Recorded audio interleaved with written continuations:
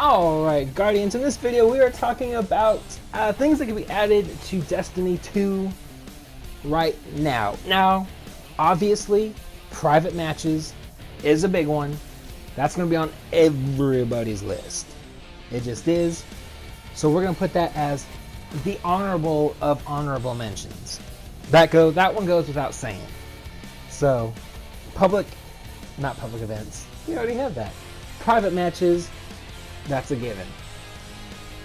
But what should be added? This is not a top 5, by the way. I was gonna maybe structure it like that, and then I was like, no, that's because some people's no. It's just it gets complicated when you do that. So here we go.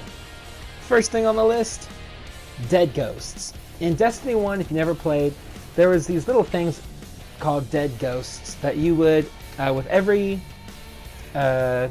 not expansion, not every DLC, because it came out more often than that, but every event, there was always at least one new dead ghost to catch, or to discover. And with that, you would get Grimoire. Get a little bit of Grimoire score, a little bit of lore to get in the story of the Destiny universe. Now, obviously, there is no more Grimoire.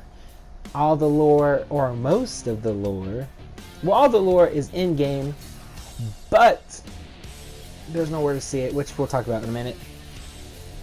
But part of the fun of some kind of update to the game was that there'd be like at least 2 or 3 new ghost shells, and everybody would go out and try and find them, or you just waited for your favorite YouTuber to make a video. I know I did them when most all of them were found, so I mean, but it was a fun thing to do. If you read the Grimoire card, awesome. You got a little bit of story to go along with it. If not, you got the Grimoire score, which was kind of prestigious to some people. I mean, I liked it when I had, max Grimoire score.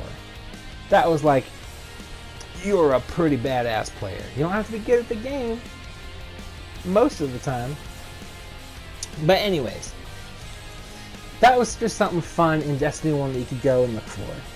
I wish they'd have something like that. It could be dead ghosts, like in Destiny 1. It could be, I don't know what it would be in Destiny 2. Dead Guardians? I don't know. But I mean, just something that you could go and find and look for with your friends or by yourself to, take out a couple hours of the day that you don't want to do strikes or public events or the raid or whatever. You just want to maybe be by yourself, but you want to feel like you're accomplishing something. This could be that.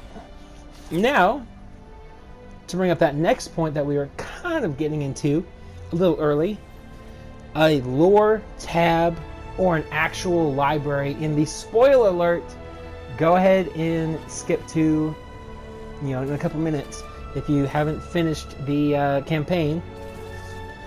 A library section in the tower. A lore tab there, or a place in the tower where you could go and you could open up the lore that you have personally collected, whether it be from scannables or raid gear, trials gear, exotics, anything like that. They don't have to be voice acted, but it would be pretty badass, not gonna lie. So, but just even if you could just read it, if you just go to a place somewhere in the game and read it, how cool would that be? Like, it's nice to have scannables in the game, but when you have to say, oh, remember that cool thing? Let me show you this. You're with your friend, you say, oh, let me show you this cool thing I found the other day. And then you have to go to that place, that planet, say Titan, and you have to find that servitor in that one spot, and you might not remember exactly where it was. How cool it would be to just go to the tower and be like, look at this?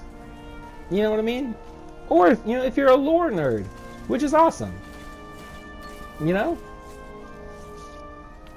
Do that. Like, give those people, like, my name is Bife or Mylan Games. Give them a place to hang out and geek out together about the lore. It's just something that I feel that needs to be more needs to be better represented in game, in my opinion. Next up, an emote wheel. If you follow Gothalion, either on Twitch, Twitter, this place I'm uploading, YouTube, that's what it's called. YouTube, you know Gothalion has been dying for an emote wheel, and to be blunt, it is a fantastic idea. If you don't know what an emote wheel is, instead of what we have right now, which is you just press the left, the D-pad, and you play one emote, depending on which arrow you press on the D-pad.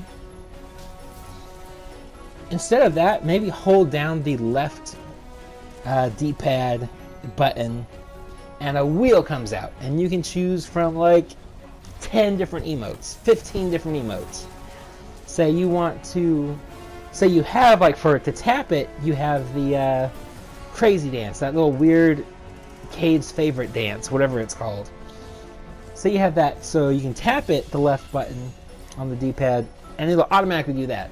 But hold it down for like a couple seconds, and it'll open a wheel, and you can choose from, sit to crazy wave, or whatever emote you can think of. High five to your best friend emote.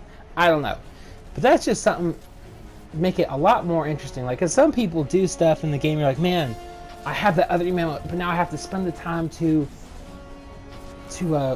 equip it, go in my menu, equip it, and by the time you've done all that you have the perfect response emote to their emote, they've already ran off into to the next thing. So that would just be something to make it a little bit more sociable. Up next, this is something that should have been happening already, because I don't understand why this is. But if you played Destiny 1, you know you got your Sparrow on each planet roughly in the first 2 missions. In Destiny 2, another spoiler alert, not really a spoiler, but it's a small spoiler. I don't know. Some people, when I think my intro is a spoiler, I don't know. Anyways, you do not get your Sparrow until you complete the campaign. And if you've done the entire campaign, you know there's some missions, i.e. Io, where they start you on this one section, and then you have to go and for like a little ways without any fast travel points to the start of the mission, and then the start of the mission you have to go all the way across the planet, and you have to run there the entire time. Not very fun, in my opinion. That's just my opinion. But Sparrows need to be gifted somehow much, much earlier in the game. I don't think it's very fun or fair to the player to have to spend 20 minutes, well, it's not that bad, but it's like 3 or 4 minutes simply running when you could cut that time easily by a third, or into a third, by giving them a Sparrow like they did in Destiny 1. Just make a little mission. Guardian, here's your Sparrow. Have fun, ride a cool motorcycle. I don't know. So, it's just that. And then finally, heroic strikes / strike scoring. We got this into my last video, which is kind of like a sister video to this, if you want to call it that. Heroic strikes, where they drop higher power leveled loot, but you also have to be slightly higher powered. That is something I desperately want to see. Say, the strike playlist we have now gets you to 265. And then it does that crazy power level thing, where you have to use exotics and mods and all that.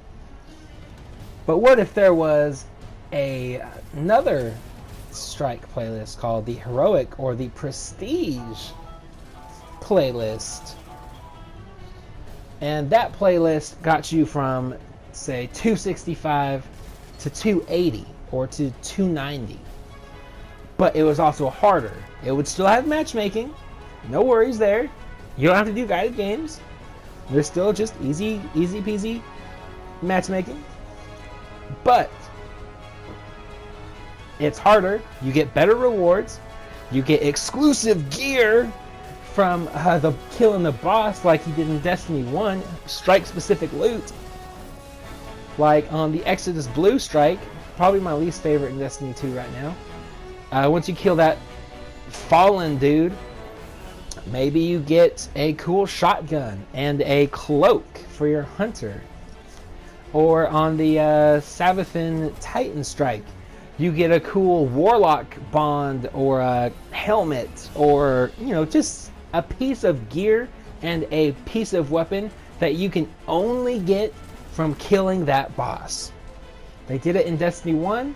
I really beg you, Bungie, to bring that kind of stuff back, because that stuff was by far the funnest stuff, not only to grind for, quote unquote, but also to just find, like to look. Like the Hive Abomination Strike in Destiny 1, that thing was freaking badass. That Hunter gauntlet thing, super cool. And then another honorable mention, in that Heroic Strike playlist, I would also add Strike scoring like they had in Destiny 1. That was a lot of fun. And I would say, do the leaderboards. Highest score, like from not just from the Strike, but the entire Destiny 2 community. This is top players score, solo score, not solo player score, but solo score, like what they got on that specific run by themselves. So it wouldn't be the fire team score, it would be that player's score. That's the highest one. You go from 1 to like however many, 3 million people play Destiny 2, I'm not sure. But come on, who doesn't agree that that would be badass and just a lot of fun, between Heroic Strikes giving you a better loot, Strike specific loot, and Strike scoring like we had in Destiny 1. Come on, Bungie, give it to us.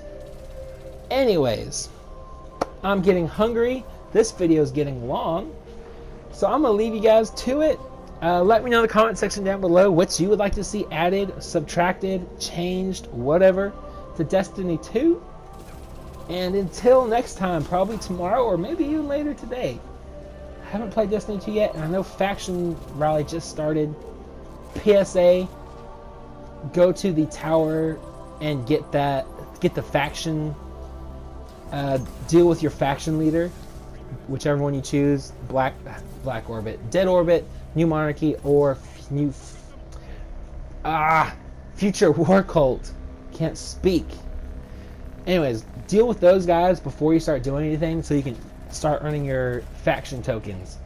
And other than that, guys, I hope you have a fantastic... No, let me do it how I do it in my descriptions. Now, would you kindly have an awesome week?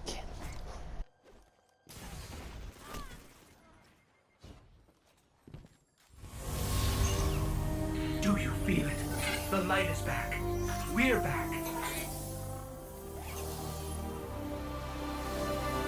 Eyes out, Guardian.